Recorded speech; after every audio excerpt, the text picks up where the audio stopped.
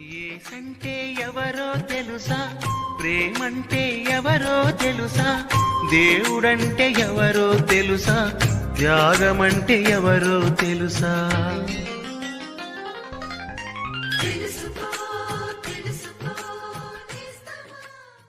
ప్రభువైన యేసుక్రీస్తు అతి శ్రేష్టమైన నామంలో మీకు అందరికీ వందనములు.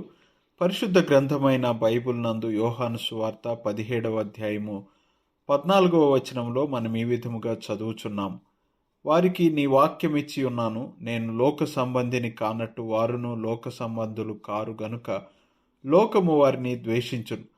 ప్రభువైన యేసుక్రీస్తు ఈ లోకంలో దేవుని యొక్క స్వభావము, ఉపదేశములు, కార్యములు మరియు ప్రేమను ప్రకటించుటకు వచ్చాడు.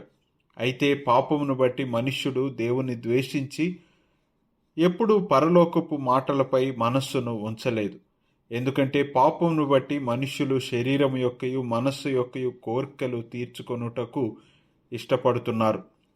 శిష్యుల ప్రభువైన యేసునందు విశ్వాసముంచారు.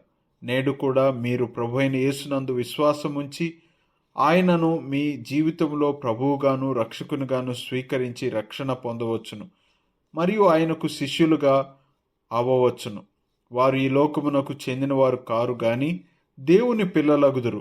లోకమంటే పాపముతో నిండిన, పాపముతో ప్రభావితం గావించబడిన మనుష్యులు పరలోక విషయాలపై మనస్సునుంచరు.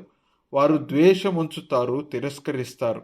ఇది కేవలము పరలోకపు సంగతులపై మాత్రమే కాక ప్రభువును ప్రభు శిష్యులను కూడా వారు ద్వేషిస్తారు. ఈ లోకము నాశనము వైపు పరుగిడుచున్నది.